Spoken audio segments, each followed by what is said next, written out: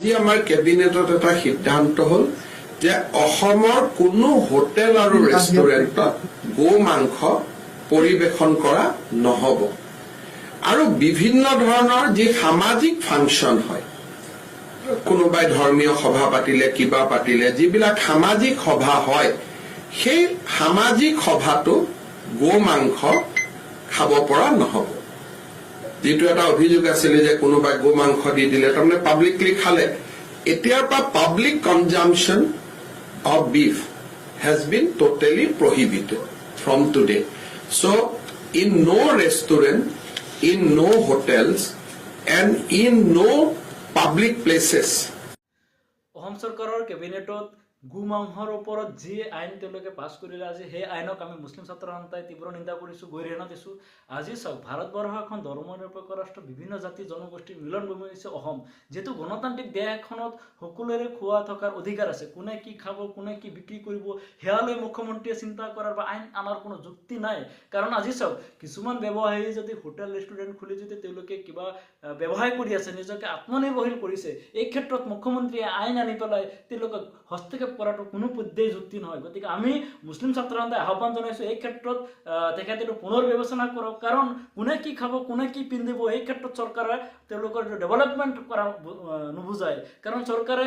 অসমৰ অৰ্থনৈতিক ব্যৱস্থা কেনেকৈ উন্নত কৰিব পাৰে সেই ক্ষেত্ৰত গুৰুত্ব দিয়ক আজি আপোনালোকে কিয় মদ বিক্ৰী কৰা বন্ধ নকৰে আপোনালোকে তাততো ৰাজহ পাই আছে সেইটো আপোনালোকে দিব পাৰে কোনোবাই সেইটোতো খোৱা যিটো খালে তেওঁলোকৰ অপৰাধ হয় যেটো খালে তেওঁলোকৰ বেমাৰ হয় সেইটো আপোনালোকে বন্ধ নকৰে আজি গো মাংস কোনোবাই বিক্ৰী কৰি বা হোটেল ৰেষ্টুৰেণ্টত কোনোবাই বিক্ৰী কৰি যদি নিজৰ পৰিয়াল পোহপাল দিছে তাত আপোনালোকে বাধা দিয়াৰ কি য'ত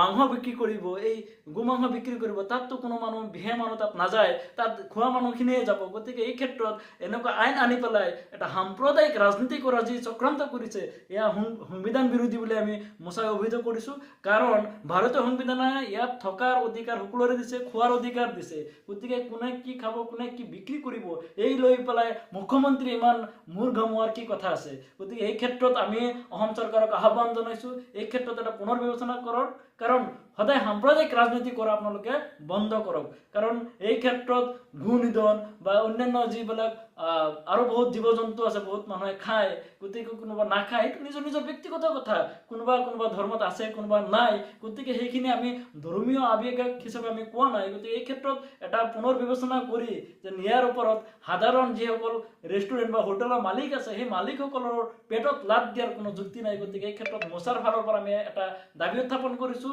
এই আইনখনৰ ওপৰত পুনৰ বিবেচনা কৰাৰ আমি আহ্বান জনাইছোঁ আজি আমাৰ কেবিনেটত এটা সিদ্ধান্ত হল যে অসমৰ কোনো হোটেল আৰু ৰেষ্টুৰেণ্টত গো মাংস পৰিবেশন কৰা নহব আৰু বিভিন্ন ধৰণৰ যি সামাজিক ফাংচন হয় কোনোবাই ধৰ্মীয় সভা পাতিলে কিবা পাতিলে যিবিলাক সামাজিক সভা হয় সেই সামাজিক সভাটো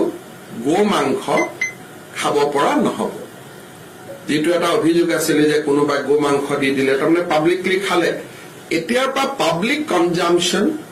of beef has been totally prohibited from today. So, in no restaurant, in no hotels, and in no public places